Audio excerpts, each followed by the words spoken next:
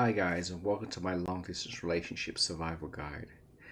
In these series of videos, I'm going to talk about what I have learned about being in a long distance relationship and how to survive it, because this is going to be the greatest challenge of your life, being in this relationship. First, I know right now you think you are completely alone in a long distance relationship. I know, I've been there. You're driving home from work and you look around you and you think that everybody in all those other cars are going home to their family, and you are the only one that is going home to an empty apartment. And you feel so alone, and oftentimes when that door closes, you just cry because often it feels like you're in an alien world, especially if you don't have a network of friends around you. Like in my situation, I don't have any network of friends around me here in California, and you feel so alone and so cut off and so isolated. You might as well have landed on Mars. That is the way it feels. But I have to tell you, it is all an illusion. First, the numbers are actually really high. In the US alone, 3.5 million people are in commuting relationships. Now, what is a commuting relationship? I had to look this one up. A commuting relationship is when, because of your job, you essentially cannot be in the same city as your spouse. Now, maybe you're 100 miles apart and you can only see each other on the weekends. Maybe you're 7,000 miles apart, like I am, and you can only see each other once every few months. Whatever the distance is, it's irrelevant. You are not coming home to your family every day. And it seems, for all of us, so unnatural. Because in the modern world, we have been so programmed to expect that we come home to a wife every day or a husband every day and we get a big hug and dinner's on the table and everything else. And we feel like the odd one out because, that's not happening to us. We're coming home to an empty room. But the truth is, you're not alone. Think about those numbers. 3.5 million people. That's just in the US. I believe, and I haven't found the numbers for the Philippines, but I believe the ratio of people in that situation in the Philippines where they're working abroad and they can't come home to the family every few weeks is so much higher, because we all know a lot of Filipinos work overseas as domestic helps, or they work overseas as nurses, or they get some other job overseas. A lot of them do. And when you're in that situation, you're in a commuting relationship and you cannot come home every weekend. There are some people who have not come home for years because of their work. Yes, it seems unnatural, but there are millions and millions of people in the world in the same situation.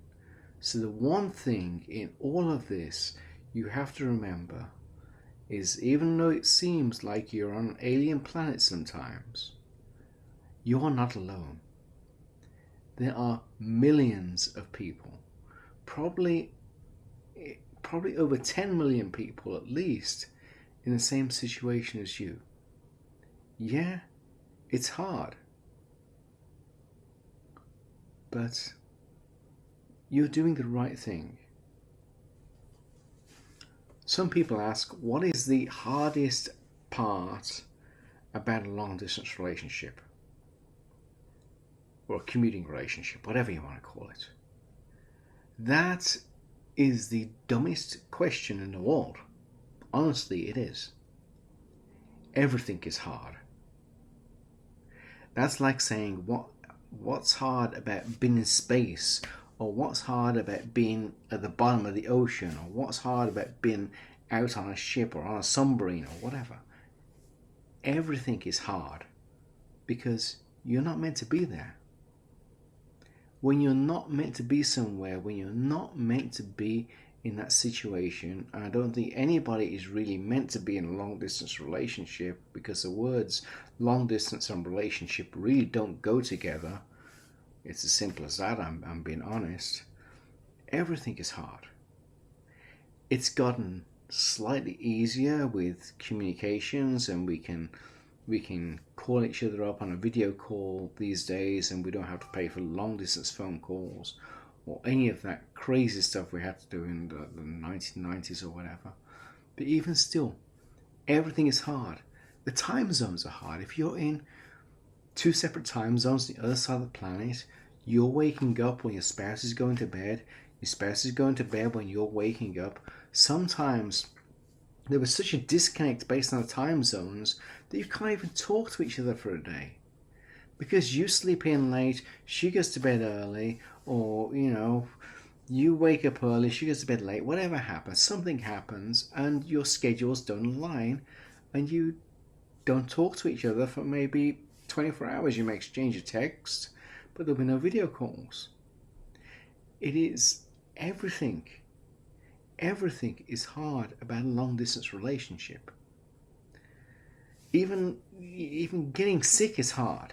You get sick. Don't get sick. That's the first rule. Don't get sick in a long distance relationship. If you get sick in a long distance relationship, who's there to help you? Don't get sick. There are a few core points which you have to remember in a long distance relationship. One of them is to focus on yourself. I know it sounds harsh. I know it sounds cruel.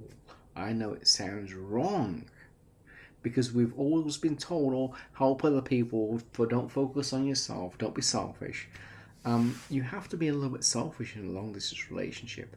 You're going to have a lot of time on your hands.